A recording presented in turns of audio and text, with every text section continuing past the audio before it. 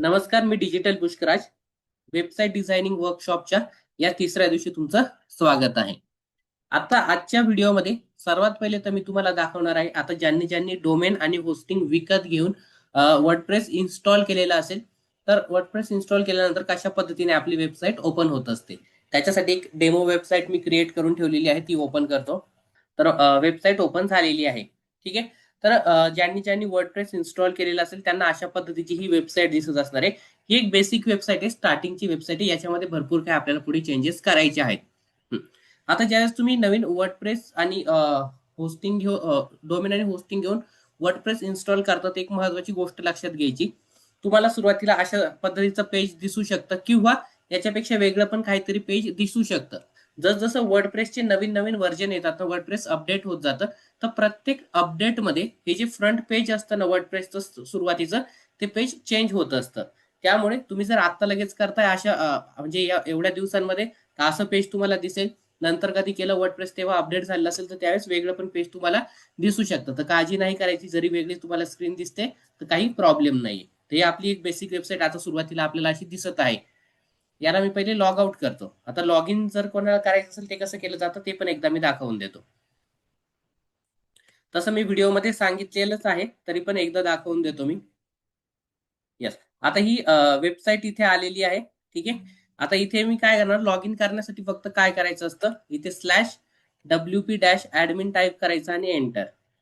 ही मग आपल्यासमोर log इनची screen येत असते. इथे तुम्ही जे वर्डप्रेस इन्स्टॉल करताना युजर नेम आणि पासवर्ड दिलेलं असतं, ते तुम्हाला टाईप करायचं असतं. हे मी टाईप केलं आणि लॉग इन. येस. त्यानंतर आपला जो ॲडमिन डॅशबोर्ड आहे त्यामध्ये लॉग इन होत असतं. हां, आता हे ज्यांनी डोमेन होस्टिंग घेतलं त्यांच्यासाठी झालं. ज्यांना फक्त प्रॅक्टिस करायची, मात्र ज्यांना डोमेन आणि होस्टिंग विकत घेणं शक्य होत नाही, त्यांच्यासाठी काय सोल्युशन आहे ते पण मी सेशनमध्ये तुम्हाला शेवटी सांगणार आहे. काळजी नका करू. येस. पहिले मी जी प्रोसेस सांगतोय ती समजून घ्या. कारण तुम्ही पण प्रॅक्टिससाठी पण वर्डप्रेस इन्स्टॉल केल्यानंतर सेम अशा पद्धतीनेच तुम्हाला स्क्रीन दिसणार आहे. जी सर्व प्रोसेस डोमेन होस्टिंगवाले लोकं करणार आहेत, ते पण ज्यांना प्रॅक्टिस करायची सेम प्रोसेस असणार आहे. प्रोसेसमध्ये काही फरक पडणार नाही. येस. आता ही जी डॅशबोर्ड असतो किंवा ही स्क्रीन असते याला ॲडमिन डॅशबोर्ड म्हटलं जातं. कारण याच्यामध्ये म्हणजे आपण ॲडमिन असतो, आपल्याला फक्त ॲक्सेस असतो. आपण लॉग इन केलंय, याच्यामध्ये आपण सर्व जे आपली वेबसाईट असेल त्याचं डिझायनिंगचं काम, त्याला मॅनेज करण्याचं सर्व काही गोष्टी या डॅशबोर्डमधनं आता आपल्याला करायच्या असणार आहेत. तर आता या सेशनमध्ये काय करायचं आपल्याला, या डॅशबोर्डची ओळख करून घ्यायची आहे. या डॅशबोर्डमधले वेगवेगळे ऑप्शन आहेत, त्याचा थोडक्यात अर्थ आपल्याला समजून घ्यायचा आहे.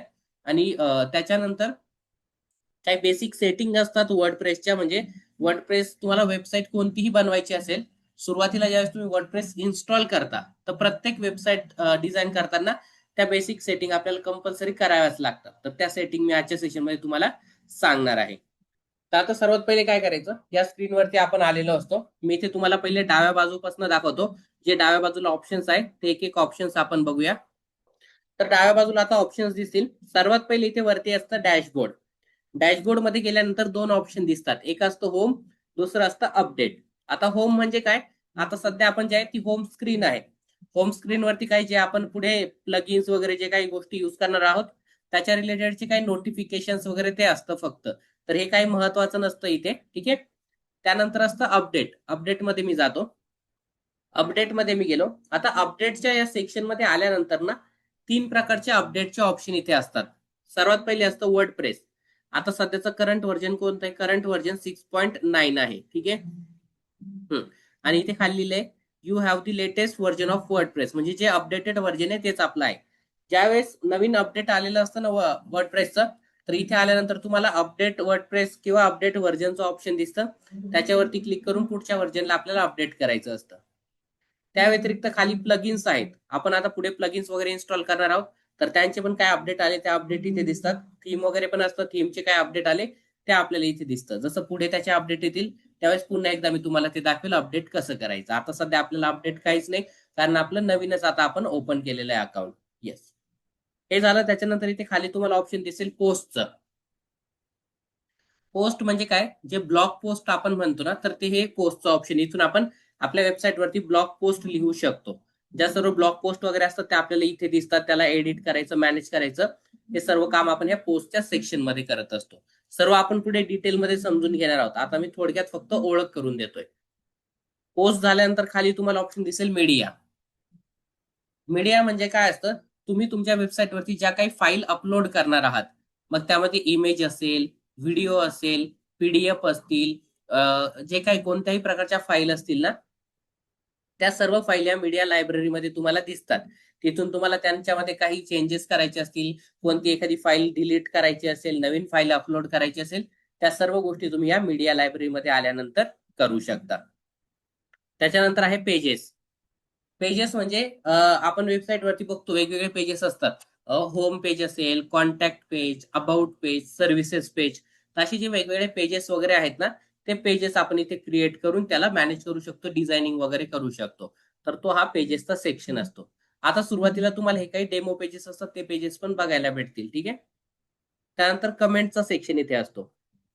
कमेंटचं सेक्शन कशासाठी? तर आपण ब्लॉग पोस्ट वगैरे आपल्या वेबसाईटवरती लिहिलेले असतील, तर प्रत्येक ब्लॉग पोस्टच्या खाली कमेंट बॉक्स असतो. तिथे युजर त्या ब्लॉग पोस्ट संबंधितच्या कमेंट करू शकतो. तर ज्या कमेंट असतात तुमच्या सर्व ब्लॉग पोस्टवरती आल्या, त्या सर्व कमेंट तुम्हाला इथे दिसतात. त्याला तुम्ही मॅनेज करू शकता. कमेंटला रिप्लाय देऊ शकता. कोणती कमेंट डिलीट करायची असेल त्याला डिलीट पण करू शकता. ते सर्व कमेंट सेक्शनमध्ये आपण करत असतो. त्यानंतर आहे अपीअरन्स.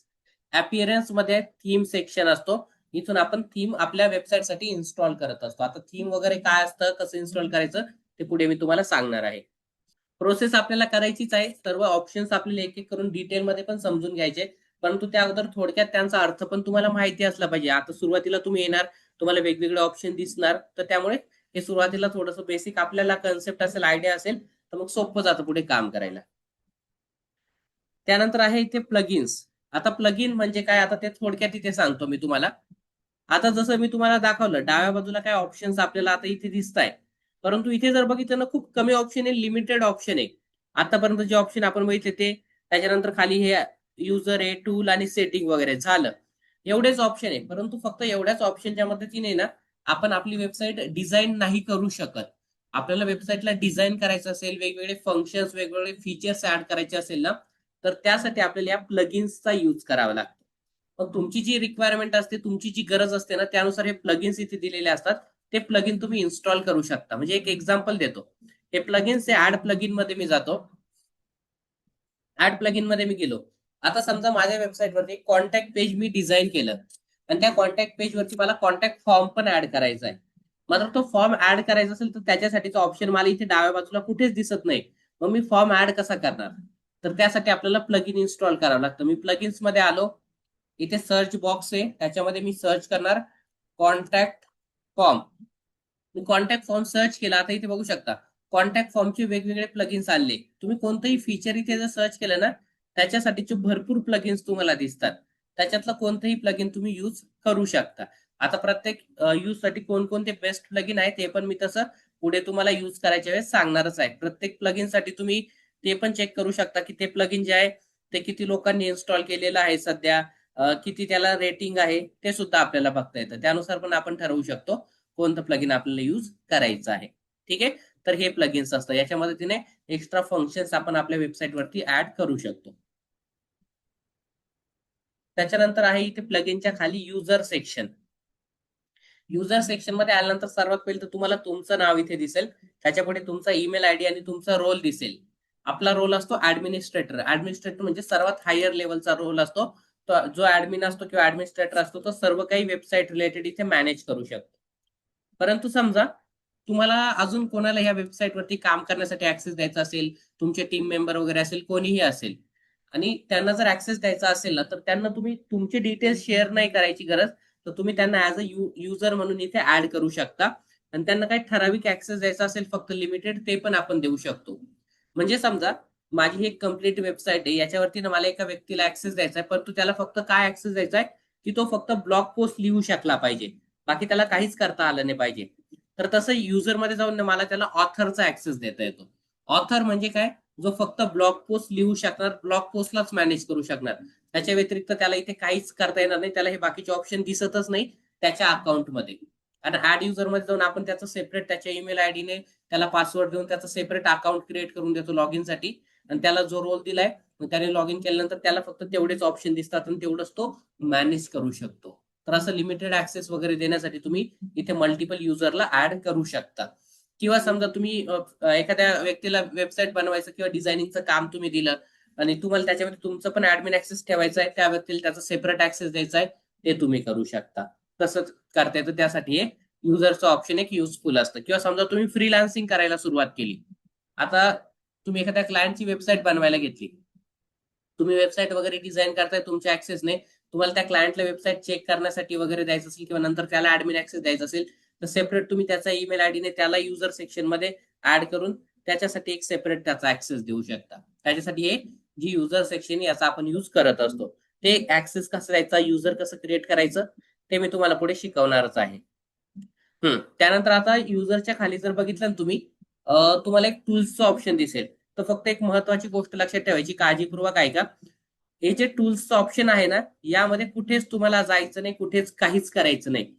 कारण काय असतं ना, या टूल्समध्ये ऍक्च्युअली जे आपलं हे वर्डप्रेस बनलेलं आहे ना, त्याच्या संबंधीच्या काही कोडिंगच्या फाईल वगैरे असतात ना, ते इथे दिलेलं असतं. जसं मी तुम्हाला फक्त जाऊन दाखवतो. थीम फाईल एडिटरमध्ये जर मी इथे गेलो, इथे वॉर्निंग पण आली होती, बघू शकता.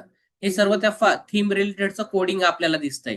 तुम्ही चुकून जर ह्या टूल्स मधल्या कोणत्याही ऑप्शन मध्ये गेला, जसं या थीम फाईल एडिटर मध्ये हे जी थीमचं कोडिंग दिसतंय, याच्यामध्ये तुमच्याकडनं एक अक्षर जरी एक्स्ट्रा ऍड झालं किंवा रिमूव्ह झालं, तर पूर्ण तुमच्या वेबसाईटवरती एरर येणार, वेबसाईट तुमची व्यवस्थित दिसणारच नाही किंवा ओपन पण होणार नाही.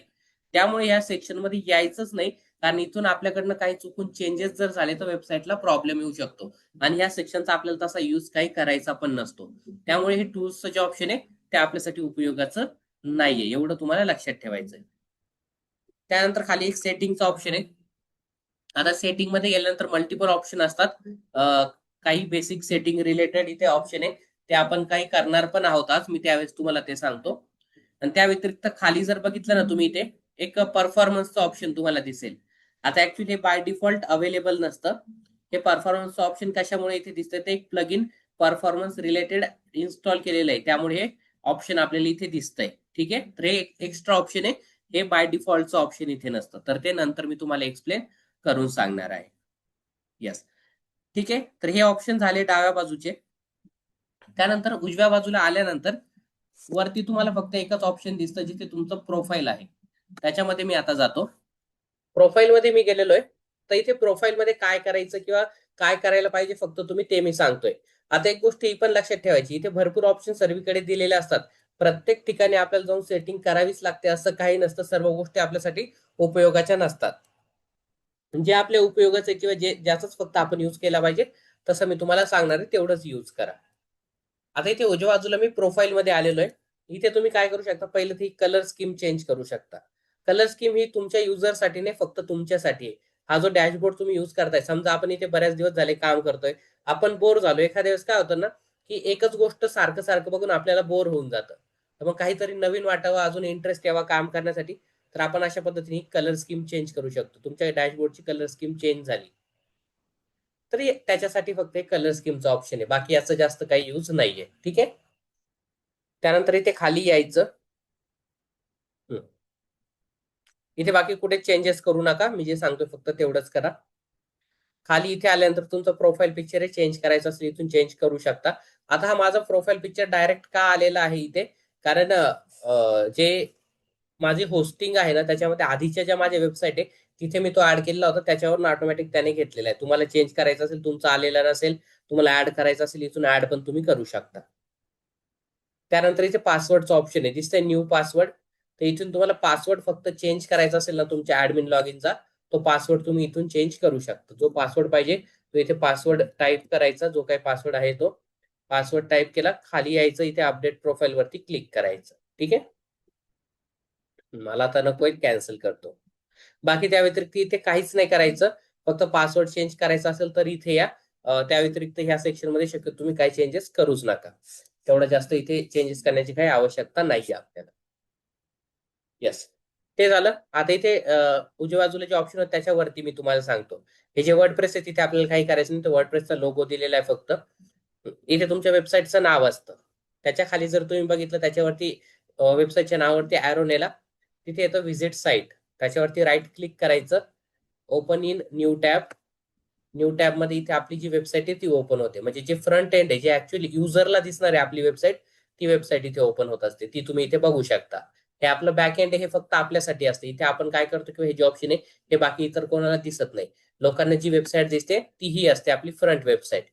तर तुम्ही ते इथून ओपन करू शकता किंवा डायरेक्ट ओपन करायचं तर डायरेक्ट पण करता येते. नवीन टॅबमध्ये गेलं, तुमच्या वेबसाईटचं नाव टाईप करायचं, एंटर दाबायचं, तुमची वेबसाईट इथे ओपन होत असते. म्हणजे तुम्ही कधी काही चेंजेस वगैरे करायला सुरुवात केली तर तुम्ही जे चेंजेस करताय त्यानंतर वेबसाईट कशी दिसते ते आपण प्रत्येक वेळेस इथे येऊन चेक करू शकतो. नवीन चेंजेस केले इथे फक्त वरती रिफ्रेश करायचं, त्यानंतर वेबसाईट जे चेंजेस केले त्या पद्धतीने रिफ्रेश होते, मग आपल्याला ते चेक करता येतं. ठीक आहे, तर अशा पद्धतीचा हा वर्डप्रेसचा डॅशबोर्ड आहे.